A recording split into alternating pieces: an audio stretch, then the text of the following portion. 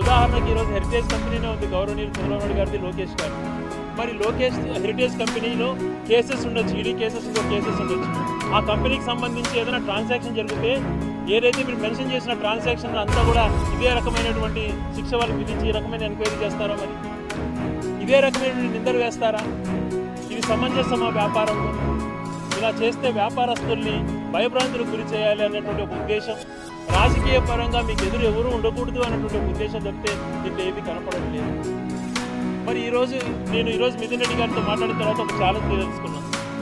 మిథున్ రెడ్డి గారు live neutral channels ఎదురుగానే live టెలికాస్ట్లో light detector test కానీ సిద్ధం డే డిస్ట్రిక్ట్ దగ్గర తన డబ్బు తీసుకోలేదు. మరి మీరు గత 14 నుంచి 19 వరకు ఏ రకమైన కేసెస్ ఉన్నాయో అవి నేను కూడా స్టడీ చేయలేదు. కానీ సంవత్సరమైంది మీరు ముఖ్యమంత్రి, ఈ సంవత్సరంలో మీరు ఏ డిస్ట్రిక్ట్ దగ్గర తీసుకోలేదు అని చెప్పి మీరు లైట్ డిటెక్టర్కి వస్తారా? పోనీ మీరు గొప్ప నాయకులు, దేశ నాయకులు అంటారు, మేము రాలేమంటారు. కానీ మీ అనుచరులు ఎవరైతే దీంట్లో ఉన్నారో మీ పేరు చెప్తాం, వాళ్ళు పంపించేదానికైనా మీరు సిద్ధపడతారు. ఎందుకంటే ఇలాంటి కార్యక్రమాలు చేసి ప్రజాస్వామ్యంలో ఒకసారి విజయం సాధించేసి ఇంకోటి ఉండొచ్చు. వ్యక్తిగతంగా టార్గెట్లు చేసుకొని వ్యక్తిగతంగా చేయడం అనేటువంటిది సమంజసం కాదు. ఒక వ్యక్తిని మానసికంగా వేధించడం మంచి పద్ధతి కాదు.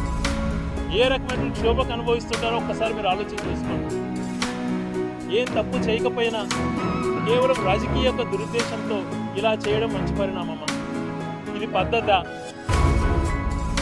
ఒక చిన్న ట్రాన్సాక్షన్ వ్యాపార పరంగా జరిగింది, ఆ లీగల్గా కూడా మళ్ళీ ఏ రకంగా పోయింది చెప్పినా కూడా గతంలో ఎటువంటి లావాదేవీలు దానిపై ఆ కంపెనీతో ఏది లేదని మీకు తెలిసి కూడా పదే నిందలు వేయటం, ఏదో ఒక రకంగా కంపెనీని బురద చల్లటం. మీరు పరిశ్రమలు తెస్తే ఎవరు వద్దంటారా? సంతోషపడేటువంటి వాళ్ళే కదా. ఈ రాష్ట్రంలో పుట్టిన ప్రతి వ్యక్తి సంతోషపడే వ్యక్తే కదా. మీరు దాంట్లపైన దృష్టి పెట్టారు.